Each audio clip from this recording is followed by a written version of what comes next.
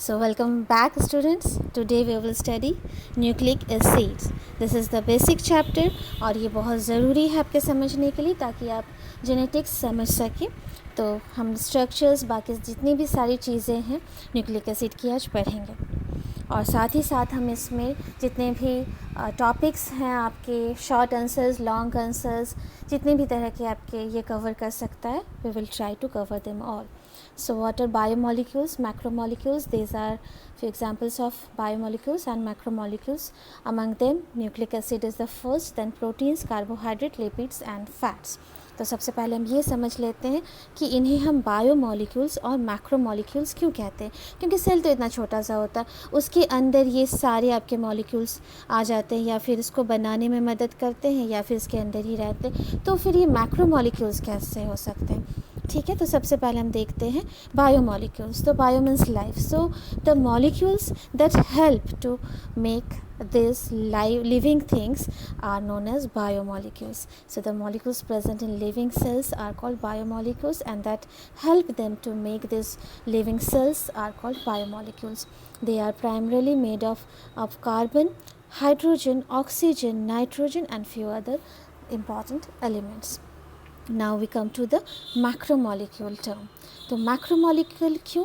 क्योंकि ये बहुत सारे छोटे छोटे मोनोमर्स से क्रिएटेड है जो कि बना देते हैं पॉलीमर्स. सो बहुत सारे छोटे छोटे मोनोमर्स मिलकर बनाते हैं पॉलीमर्स, और क्योंकि ये पॉलीमर्स बहुत ज़्यादा कॉम्प्लेक्स हो जाते हैं हम इनको टर्म देते हैं macromolecules. And this macromolecules are present in cell. तो कॉम्प्लेक्स और लार्ज साइज होने की वजह से यहाँ पर हम लोग कहते हैं मैक्रोमोलिक्यूल्स.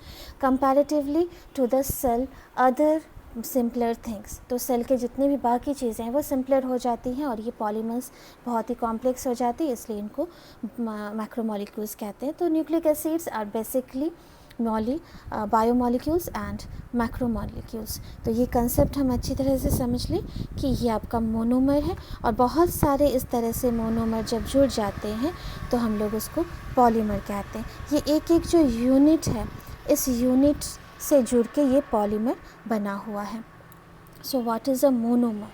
तो रिपीटिंग स्ट्रक्चर. ठीक है, कोई भी एक, जैसे ब्रिक है आपके वॉल के लिए, बॉगीज़ हैं आपके ट्रेन के लिए, जैसे मैंने भी दिखाया. तो जितनी भी सारी चीज़ें that repeat themselves again and again to form a polymer, the units, the basic units are called monomers. Sometimes small numbers of monomers come together to form medium-sized molecules. Thereby might be 2 repeating units forming a dimer or 3 repeating units forming a trimer and so on. Monomer, a molecule of any of a class of compounds, mostly organic, that can react with other molecules to form very large molecules or polymers. The essential feature of a monomer is its polyfunctionality. So what is this पॉलीफंक्शनैलिटी? ये सबसे important feature होता है और इसका मतलब होता है it is able to make chemical reactions with both the parts. ये अपने आगे पीछे और भी अपने जैसे पार्ट्स यहाँ पर जोड़ सके. ये है इसकी पॉलीफंक्शनैलिटी कि it has a capacity to form chemical bonds to at least 2 other monomer molecules. Bifunctional monomer can form only linear chain like polymers, but monomer of high functionality yield cross-linked network polymeric products. तो यहाँ हम जितनी भी बातें कर रहे हैं monomers की वो बाईफंक्शनल है, जो कि अपने आगे और पीछे इस तरह से अपने ही जैसे मोनोमर्स ज्वाइन कर सकते हैं और ये लीनियर स्ट्रक्चर्स बनाते हैं. इन केस ऑफ नेटवर्किंग वो और ज़्यादा पॉलीमेरिक तरीके से काम करते हैं और वो और ज़्यादा चेन्स दूसरे तरह से भी बना सकते हैं. So here we are dealing with the linear monomers जो कि लीनियर बाईफंक्शनल है और अपने जैसा एक चेन बना सकते हैं. So this is the concept of monomer and polymer. So इस एग्जाम्पल से मैं ये बताना चाहती हूँ कि brick is the monomer and not the clay, water and sand. Brick in itself is made up of clay, water and sand. ठीक है, तो मोनोमर्स के भी आपके कुछ पार्ट्स हो सकते हैं, लेकिन वो रिपीट नहीं हो रहे हैं। हो सकता है कि ब्रिक और ये क्ले और वाटर मिलके कुछ और भी स्कल्पचर्स बना दे, कुछ और चीज़ें बना दे, ब्रिक ना बना। इसीलिए जो ब्रिक है, ये ब्रिक जो है यही आपका मोनोमर है। बाकी ये सारी चीज़ें जो हैं वो मोनोमर के सब यूनिट्स हैं, लेकिन वो मोनोमर नहीं है। तो अब आपको समझ में आ जाना चाहिए कि मोनोमर के भी सब यूनिट्स हो सकते हैं। तो हम लोग अब आते हैं न्यूक्लिक एसिड्स पर। तो nucleic acids are the most important biomolecules and macromolecules of the cell. They carry they are the carriers of heredity.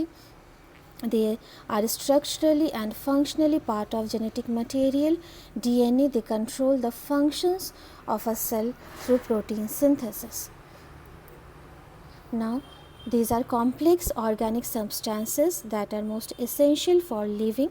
They are present in all cells and also in acellular viruses. The cell present जितने भी prokaryotic eukaryotic cells है सब में nucleic acid present है।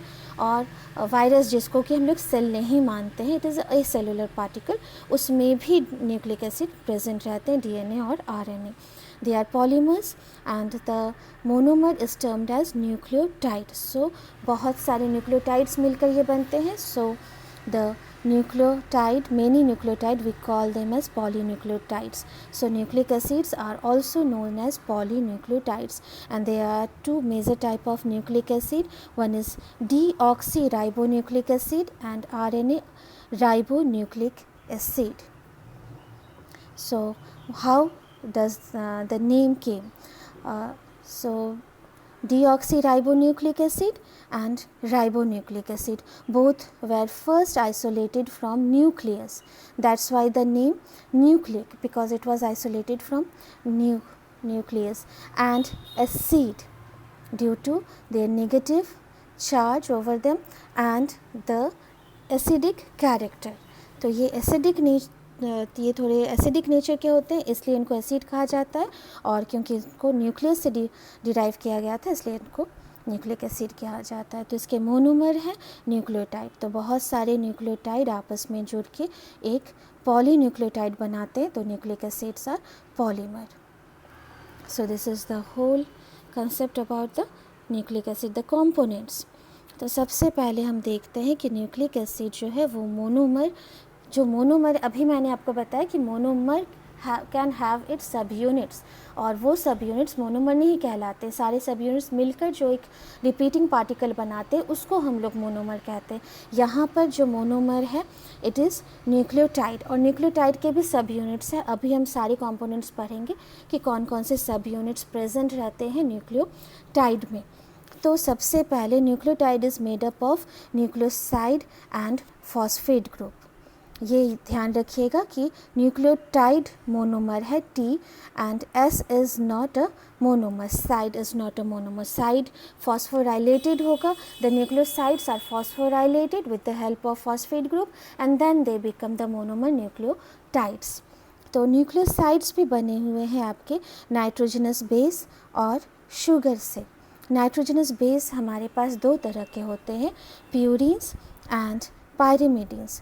Purines भी आपके दो तरह के होते हैं, एडेनिन एंड ग्वानिन. और पायरिमिडीन तीन तरह के होते हैं, साइटोसिन, थायमिन और यूरेसिल, जिसमें कि थायमिन डीएनए में पाया जाता है और यूरेसिल आपका पाया जाएगा किसमें, आरएनए में. शुगर भी दो तरह के होते हैं. One is your ribose sugar that is present in RNA, and second is your deoxy ribose sugar in DNA.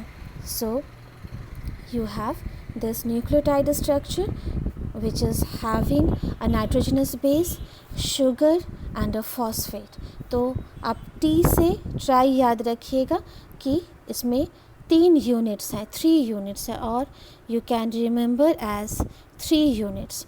So first is a nitrogenous base, second is your sugar, 5 carbon pentose sugar, and third is your phosphate. Then your monomer becomes nucleotide. तो ये nucleotide का structure है. अब nucleotide जो हमने कहा था कि it is nucleoside plus phosphate group. So this is your nucleoside and this is phosphate group. So nucleoside is having only the nitrogenous base and 5 carbon compound. तो 5 कार्बन और ये नाइट्रोजन और ये 5 कार्बन, इसमें 2 ही है, फर्स्ट सेकंड। तो ये याद रखिएगा कि nucleoside is having 2 components, nitrogenous base and a pentose sugar. And this phosphate, the acidic character of these nucleic acids are imparted by this phosphate group. तो नेगेटिव चार्ज और जो एसिडिक कैरेक्टर है वो इसी की वजह से होता है, इसलिए जो न्यूक्लियोसाइड्स हैं they are slightly basic, but when they become phosphorylated with phosphate group then they are termed as acid. So nucleosides are in turn made up of one nitrogenous base and pentose sugar. So this is a nucleotide with nitrogenous base, pentose sugar and phosphate. These two are called nucleoside and these three are known as nucleotide. So nucleotide is the basic monomer structure of nucleic acids. So I think now you know completely all the components of nucleic acid.